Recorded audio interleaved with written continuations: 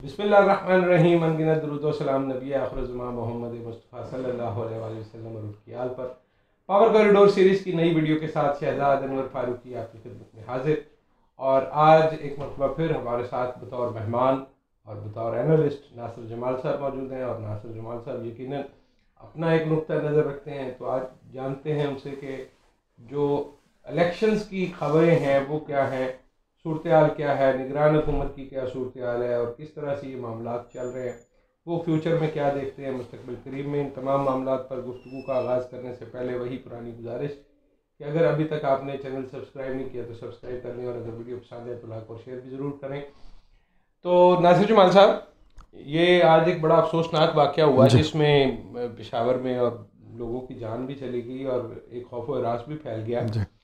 अब बहुत सारे लोग तो ये कह रहे हैं कि इसका मतलब ये है कि इलेक्शन को इल्तवा में डालने का काम शुरू हो गया है।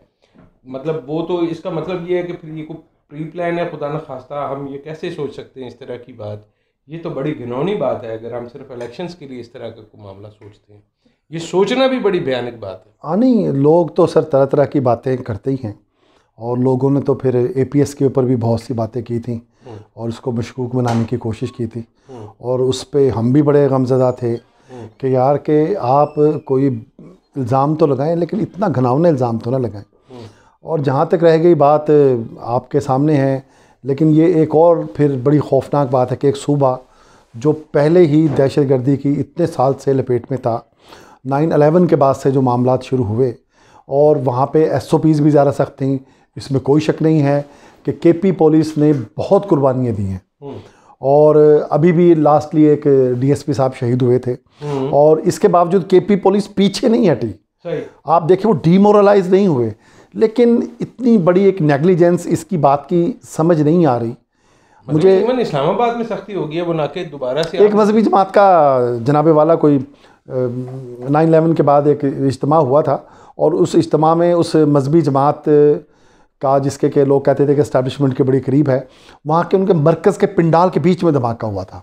हमारे एक क्राइम रिपोर्टर थे आसिफ अली सैयद, उन्होंने एक स्टोरी पुट की थी और उन्होंने बताया था कि जिस सिक्योरिटी की इतनी लेयर्स मौजूद थी, ये स्पेशल ब्रांच का था, ये पुलिस का था, ये फ़ौज का था, ये फलां हसास इदारे का एक दायरा था, फिर सेंटर में कैसे हो गया। सही। इसका मतलब है या तो बंदा पहले से बिठाया, तो फिर वो मजहबी जमात वाले भी उसके गिर्द हो गए। कहीं ना कहीं से तो गुजर सर देखिए, इसी तरह आप मस्जिद में बैठे हुए हैं और एक सेंसिटिव जगह है, और वहाँ पे इस धमाके का हो जाना, बल बात हज़म नहीं हो रही। और इसका मतलब है कि अभी तक जो स्लीपर सेल हैं, हम उनको नहीं अभी तक सही तरीके से कर सके हैं मामला। और दूसरा ये है कि जब से तालिबान वहाँ पर आए हैं, और जो सारे मामला जिस तरह से दरअंदाजी हो रही है, और जिस तरह से बाढ़ को उखाड़ा जा रहा है, और जिस तरह से वही पुरानी एक मामलात है कि जी नहीं, ये डिविडेंड लाइन नहीं है, हम इसको नहीं मानते, फ़लाँ नहीं मानते। और कुछ लोग ये भी सवाल उठाते हैं, जी बाढ़ लगा के आपने क्या कर लिया। ऐसा नहीं है, बड़ी चीज़ों में कमी आई। 100% तो आपको पता नहीं रोका जा सकता। अमेरिका के अंदर भी हो जाता है, बरतानिया के अंदर भी हो जाता है, और यूरोपीय मुल्कों में भी हो जाता है। और आपको एक बात याद होगी कि जनरल परवेज़ मुशर्रफ को उन्होंने कहा था कि जी आपने क्या किया वहाँ पर, तालिबान आगे, चीज़ें आगे, मामलात आगे। उसने कहा था कि हमारे तो वसाइल बहुत कम हैं, आप मुझे बताइए 9/11 हो कैसे गया अमेरिका में। तो उसके पास एंकर का जवाब नहीं था। बहरहाल ये एक अफसोसनाक वाक़या है, लेकिन इस पर बहुत ज़्यादा गौर व फिक्र की ज़रूरत है। और जहाँ तक इलेक्शन इससे रिलेट करने की बात है, तो ये तो अफवाहें ऑलरेडी यहाँ पर फैली हुई हैं कि इलेक्शन नहीं होंगे और इलेक्शन नहीं होने दिए जाएंगे। इस सवाल को हम ज़रा एक तरह से फिर ज़रा इसको मैं रिफ्रेश करता हूँ कुछ चीज़ और इसमें डाल के।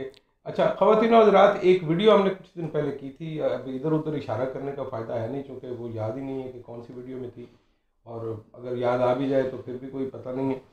तो उसमें मैंने गुजारिश की थी कि कोई 6 जनवरी को एक कालदम तंजीम ने तहरीरी तौर पर एक इंतबाह जारी किया था, एक धमकिया में ख़त मौसूल हुआ था, जिसमें सियासी जमातों को और अफवाज पाकिस्तान को बराह रास्त धमकी दी गई थी।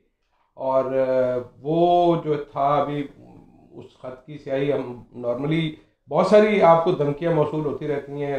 मेरी कल भी किसी साहब से बात हो रही थी, उन्होंने पंजाब भी, तो उनके ज़िम्मे भी कोई इसी तरह का काम है। तो उन्होंने मुझे कहा जी कि हालात बहुत ख़राब हैं, हर कोई आधे पौने घंटे बाद एक नई थ्रेट आती है और हमें असेसमेंट के लिए कहा जाता है कि इस थ्रेट को कैसे असेसमेंट करें। तो ये जो कालेदम तंजीम की तरफ से नासिर जमाल 6 जनवरी को आई थी, तो आपके ख्याल में वो अगर एक्टिव है, और अभी तक तो वैसे अल्लाह ताला मेहरबानी करे अपनी और अब सबको अपने हिफ्ज़ व अमान में रखे, 44 शहदा हैं इस मस्जिद के धमाके में और 200 से ज़ायद जो है वो ज़ख्मी कहा जा रहा है। तो आपके ख्याल में ये जो कालेदम तंजीम वाली बात है, इसको उससे जोड़ा जा सकता है या फिर इसको भी किसी और से जोड़ा जा सकता है? जैसे इमरान खान साहब ने भी एक बयान दिया जिसमें उन्होंने इल्ज़ाम आयद किया, गो उस पर आज पाकिस्तान पीपल्स पार्टी ने उनको एक लीगल नोटिस जारी किया है कि जी आप या तो माफ़ी मांगे तो या फिर हर्जाना अदा करें। तो ये चीज़ें क्या कहीं कोई कनेक्शन है इनमें, कोई कनेक्ट कर सकते हैं हम डॉट्स? देखिए बात ये कि जब चीज़ें जो वाक़यात होते हैं, जो हाथ इस्तेमाल होता है उसको तो पता ही नहीं होता कि वो किस मकासद के लिए इस्तेमाल हो रहा है, कौन किसको कहाँ से जी कहाँ पे इस्तेमाल कर रहा है। और सेकंड बात ये कि क्या आज हालात 2007 और 8 से ज़्यादा बदतर हैं? क्या 2013 से ज़्यादा बदतर हैं? क्या 2018 से ज़्यादा बदतर हैं? तो फिर इलेक्शन तो फिर हो ही नहीं सकते। नहीं, इलेक्शन का तो जवाज़ ही नहीं होता मुलतवी होने का। उस वक्त इलेक्शन हो गए, 2008 में इलेक्शन हो गए, 2013 में हो गए, जब मौलाना फजल रहमान कह रहे थे कि जी ये तालिबान तो जनाब इस्लामाबाद की बारगल की पहाड़ियों के पीछे आ गए हैं, ठीक है ना। लेकिन अब आप एक चीज़ देखें कि जब रियासत तय करती है और आवाम उसके पीछे खड़े होते हैं, तो फिर क्या हुआ? जब APS हुआ तो उसके बाद क्या हुआ? किस तरह से ऑपरेशन हुआ, किस तरह से चीज़ें हुई, पूरी कौम खड़ी हो गई, पूरी कौम ने बताया कि हम मुकाबला करने के काबिल हैं। नंबर 1। नंबर 2 बात यह है कि जो इंतखाबात हैं, इंतखाबात के जो शकूक व शुबहात हैं वो निगरान हुकूमतें और जो मौजूदा हुकूमत के वफाक के जो नुमाइंदे हैं, जिन्हें हम गवर्नर्स कहते हैं, वो पैदा कर रहे हैं।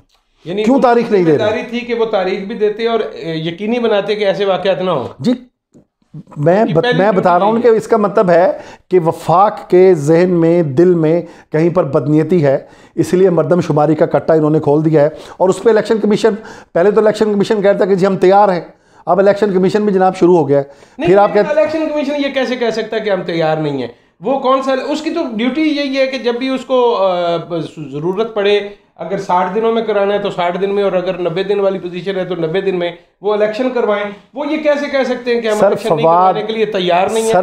ऐसे इलेक्शन कमीशन को तो इसी नाअहली पे घर चले जाना चाहिए। फवाद चौधरी की गिरफ्तारी के बाद इलेक्शन कमीशन बरहना हो गया है, जिसे आप अंग्रेजी में कहते हैं न्यूट खड़ा है। आप उसके इक़दाम देख ले, आप उसकी चीज़ें देख ले। हाँ, म्यूट भी ठीक ही है, चले आपकी मर्ज़ी है। लेकिन मैं परसों कुछ चंद सीनियर जर्नलिस्टों से बात हो रही थी, हाफिज़ तारिक खलील साहब से बात हो रही थी, जंग के बड़े सीनियर जर्नलिस्ट हैं, मेरे ख्याल कोई 50 साल के करीब होने को आ गए हैं उनके जर्नलिज़म के अंदर, और यानी कि इसमें एक्टिव पॉलिटिक्स के अंदर एक ज़माने में नुसरत भट्टो के साथ होते थे, फिर स्टूडेंट्स पॉलिटिक्स के अंदर भी वो रहे, फिर इख़बारात का उनका तजर्बा है, और बड़ी करीब से उन्होंने गुलाम गर्दिशें देखी हैं। वो मुझे कह रहे थे कि पता नहीं, मेरी गट फीलिंग है कि इस मुल्क में इलेक्शन नहीं होने जा रहे। उनकी गट फीलिंग है, उनकी गट फीलिंग है, जिन्होंने इतना तवील अरसा गुजारा है। जी हाँ, हुक्मरानों के साथ आज़ादारियों में उनकी गट फीलिंग है, उनकी गट फीलिंग है कि इलेक्शन नहीं होने जा रहा। और ये एक बदकिस्मती होगी, क्योंकि हालात जो वफाक है, जो वफाक का इत्तेहाद है, जो PDM का इत्तेहाद है, उन चीज़ों को वो उधर लेके जा रहा है। आज इरफान सिद्दीकी का मैंने बयान पढ़ा है कि जी इमरान खान 33 सीटों पे खड़ा होंगे तो देखें जी बड़ी ज़्यादती है, ये है, वो है, फलां है। भाई आप उनको स्पेस दे ही नहीं रहे। जिस तरह से आप पर्चे कर रहे हो, जिस तरह से आप उनको आपने काउंटर करना शुरू कर दिया है। से याद आया कि वो जो अली अफजल शाही हैं, जिनका कहा जाता है कि लाहौर की हाई कोर्ट के मामलात से कोई ताल्लुक़ है, उनके ख़िलाफ़, मुनसिलाई के ख़िलाफ़ और मोहम्मद खान भट्टी के ख़िलाफ़ भी FIRs दर्ज हो गई हैं। लेकिन ये तो एक ख़ास महकमे में तकर्री और तबादलों से मुतल्लिक है। लेकिन अभी हमें पता चला है कि जो अभी भी तकर्री और तबादले पंजाब में हो रहे हैं, उनके लिए भी कहीं ना कहीं से हिसाब किताब लगा हुआ है। और एक शख्सियत है वो, जिनका हमने कहा था कि कोई एक तंजीम को वो हेड करते हैं और वो अपने किसी कज़न को कोई वज़ीर वगैरह लगवाना चाह रहे हैं, तो वो खैर उनके वो लग भी गए हैं, जो अजीज़ थे उनके, जिनको वो वज़ीर लगवाना चाह रहे थे। लेकिन अभी जो पोस्टिंग और ट्रांसफ़र है वो वहीं से रूट होके आ रही है। तो मैं आपसे ये पूछना चाहूँगा कि इस सूरत हाल में अब इमरान खान के पास ऑप्शन क्या है, वो क्या करे? क्योंकि हर आदमी ये कह रहा है कि वो बंद गली में चला गया है, उसने गलत फैसले किए, ये किया वो किया। नहीं सर, अब वो क्या करे? नहीं सर, बंद गली में, सियासत में कौन आदमी बंद गली में जाता है? सियासत तो नामुमकिनात का खेल है। सारे नाकदीन यही कह रहे सर हैं। देखो, सियासत और नामुमकिनात का खेल है। देखो अब तो बात हौसला पकड़ने की है। इमरान खान अगर बाहर आता है, इमरान खान, मैंने उस दिन भी आपको कहा था, मैंने लिखा भी कि वो सिर्फ माल रोड के जहाँ पर वो ज़मान पार्क में जहाँ रहता है, सिर्फ माल रोड चौक पे आके बैठ जाए कुर्सी समेत। सर ये तख्त और तख्ता ये साथ होता है। जो सिक्योरिटी के वो जो खदशात हैं वो नहीं, वो तो आप पंजाब गवर्नमेंट ने देखे ना कि ज्यादती की है। पंजाब गवर्नमेंट, आप मुझे बताएं कि मरियम नवाज़ को सिक्योरिटी दे रही है। सर वो तो पाकिस्तान की एक बहुत बड़ी सियासी जमात का सरबराह है। जब इलेक्शन हारेंगे वो या जीतेंगे, उस वक्त उसके बाद तय होगा कि किस जमात की कितना कद काठ है।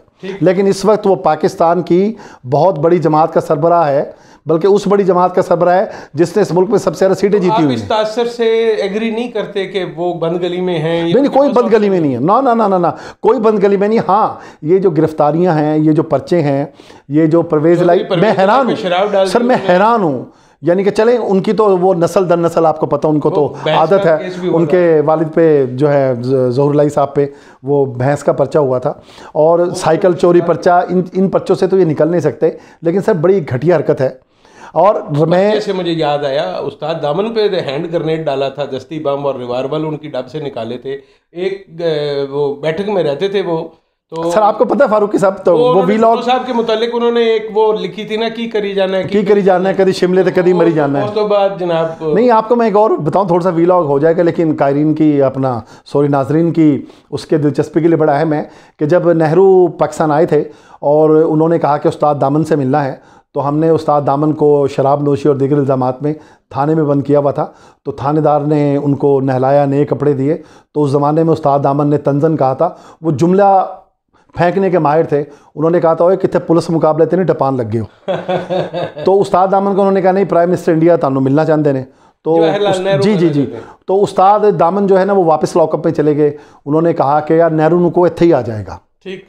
तो सर बड़े शर्म का मकाम था। फिर हाई ऑफिशियल्स बीच में पड़े और उस्ताद को राज़ी किया कि नहीं, आप स्टेट गेस्ट हाउस में मिले। उन्होंने कहा, यार तुसी मेरी गल क्यों नहीं मान रहे हो, नेहरू ने आ जाना थे मैंने मिलना, और उसने वाकई आ जाना था। और सर नेहरू ने आया था। और फिर स्टेट गेस्ट हाउस में जब उस उस्ताद दामन जब मिलने के लिए गए और नेहरू ने देखा, तो नेहरू दौड़ के गया और उसने उस्ताद दामन के पाँव पे हाथ रखा, पाँव पकड़े, और नेहरू की आंखों से आंसू जारी थे। और उसने उस्ताद को हाथ जोड़ के ऐसे कहा कि उस्ताद जी वापस चलो। तो उस्ताद ने वहाँ पर बरजस्ता कहा था, वज़न वो आगे पीछे हो सकता है, तो उसने बरजस्ता कहा था कि लाली अखियां दी पई दसदी है, रोए तुसी भी हो ते रोए असी भी हाँ, और लुटन वालिया ने सानू बहु लुटिया, मोए तुसी भी हो ते मोए असी भी हाँ। अच्छा, अब आप इस तासर से तो इत्तेफाक नहीं करते। एक आखिरी, इमरान खान वो चले, आप कहते हैं कि वो बाहर आ जाएं, अदरवाइज पॉलिटिकल ऑप्शंस उनके पास क्या है? यानी अवाम में जाने के अलावा भी कोई ऑप्शन नहीं? सर अब तो अवाम ही में जाना है, इलेक्शन आ गया है, नहीं जाना ही अवाम में है। तो इलेक्शन की तो तारीख ही नहीं दे रहे वो। नहीं, इलेक्शन भाई आप तारीख, ऐसे ने कहा, अगर किसी ने 91 दिन बैठ के कहा कि मैं सीएम हूं, तो वो आर्टिकल 6 का खिलाफवर्जी का मुर्तकब। नहीं, एतजाज साहब बिल्कुल ठीक कह रहे हैं, और वो बड़े क्लियर हेडेड हैं। असल में मसला पता क्या है, एतजाज साहब की जो पार्टी है ना, वो किसी और सिमत में खड़ी है। अब वो पीपल्स पार्टी नहीं रही जिसको आप पाकिस्तान पीपल्स पार्टी कहते हैं। अगर वो पीपल्स पार्टी होती, तो आपको पता है जब रहमान मलिक ने लॉन्ग मार्च में वकला के टीवी नशरियात बंद करना शुरू की, तो शहरी रहमान और रज़ा रब्बानी ने एहतजाजन रिज़ाइन कर दिया था। अब वो शहरी आज़ादियों में यकीन करने वाली पीपल्स पार्टी नहीं रही। ये एक और किस्म की पीपल्स पार्टी नहीं, जाहिर है, लेकिन जो सिंध के दोस्त हैं वो ज़्यादा सख्त जुमला कहते हैं। वो तो कहते हैं कि पीपल्स पार्टी पंजाब में है, जो सिंध में है वो पीपल्स पार्टी नहीं, वो तो जी एस सिंध की ऑल्ट्रेशन है। वो तो ये कहते हैं। लेकिन सर बहुत बड़ा नुकसान हो गया इस मुल्क में, इन लोगों को अंदाज़ा नहीं है, और उन लोगों को अंदाज़ा करना चाहिए जिन्होंने वज़ीर आला पंजाब को अनअपोज्ड वज़ीर आला बनाने की कोशिश की, जोर लगाया, सारी चीज़ें की। सर ये हो क्या, मैं तो पैगाम दिया कि आप लोग, मैं फारूक साहब कह रहा हूँ, आप इस मुल्क में हो क्या रहा है? क्या इस मुल्क की हमें ज़रूरत नहीं है? आप देखें तो सही कि इंडियंस के हालात देखें कि सिर्फ एक वायर लगी हुई है, उस तरफ आटा 30 रुपये किलो है, जो इंडियन हमारे यहाँ 60 रुपये बन जाएगा। और आप कहाँ पर खड़े, सर देखें ना आप कहाँ पे खड़े हैं। और एक और बात बताऊँ मैं आपको, इमरान खान दौर में पाबंदी लगी थी, बगैर सोचे समझे इन्होंने पाबंदी लगाई थी इंडिया से ट्रेड के ऊपर। और फिर लाइफ सेविंग ड्रग्स की आड़ में जो पाकिस्तान की एलीट क्लास है उसका सब कुछ माल आता रहा। आप सीधी बात करें ना उसका रज़ाक का। जी हाँ, वो तो खैर समरी लेके गए थे, वो तो समरी लेके गए थे लोटे केमिकल की, जिसकी उस वक्त के सेक्रेटरी कॉमर्स ने मुखालफत की थी। और उसमें मैं क्रेडिट देता हूँ इमरान खान को भी और सबको कि उन्होंने वो समरी खैर मंजूर नहीं की थी, जिसमें शेख रशीद भी बोले थे कि इस कैबिनेट में राव के एजेंट बैठे हुए हैं। इवन आज़म खान भी, उन्होंने भी मुखालफत की थी। और लेकिन सर असल बात यह है कि उस वक्त आगा जो ज़फ़र थे उन्होंने कहा था रज़ाक दाऊद की बात पे कि हाँ इंडिया से सब कुछ आ रहा है, यानी कि आपकी क्रीमें आ रही हैं, मेकअप का सामान आ रहा है, छालियाँ आ रही हैं, बाकी सब कुछ आ रहा है, हर चीज़ समग्र आ जाती है। लेकिन अगर नहीं आएगा, आटा नहीं आएगा, सस्ता प्याज नहीं आएगा, टमाटर नहीं आएगा, ठीक है ना। तो बस आप फारूकी साहब, अगर इस मुल्क को इस तरह से हम जहाँ पे इसको लेके जा रहे हैं और गरीब आदमी की ज़िंदगी जितनी मुश्किल हो गई है, और इस पेट्रोल के बाद यानी कि इस वक्त ये सूरत हाल है कि आपके और मेरे पास पैसे नहीं है कि मुल्क से बाहर जा सकें, और इस मुल्क में रहने के लिए भी पैसे नहीं हैं। बिल्कुल सही। हमारे पास तो यहाँ ना रहने के पैसे हैं ना यहाँ से जाने के पैसे हैं। वो मुझे चर्चिल का एक वाक़या याद आ गया कि जब जंग अज़ीम के दौरान उनसे कहा गया कि हम जंग हार रहे हैं और हालात ख़राब हैं और इसको यूं कर लें और वो कर लें, तो उन्होंने कहा कि यार ये बताओ कि मेरे मुल्क की अदालतें खुली हुई हैं। उन्होंने कहा जी खुली हुई हैं। उन्होंने कहा वो इंसाफ दे रही हैं? उनका दे रही हैं। तो उन्होंने कहा फिर हमें कोई नहीं हरा सकता। तो ख़वातीन हज़रात, हज़रत अली का कौल है करमल्ला वजहो कि कुफर पर मबनी मुआशरा कायम रह सकता है, जुल्म पर मबनी मुआशरा कायम नहीं रह सकता। हम किस किस्म के मुआशरे में ज़िंदा हैं और हम क्या बनते जा रहे हैं, हमें खुद सोचना होगा, खुद देखना होगा और खुद फैसला करना होगा। अपना बहुत सारा ख्याल रखिएगा। मिलते हैं नई व्लॉग में। अल्लाह निगहबान।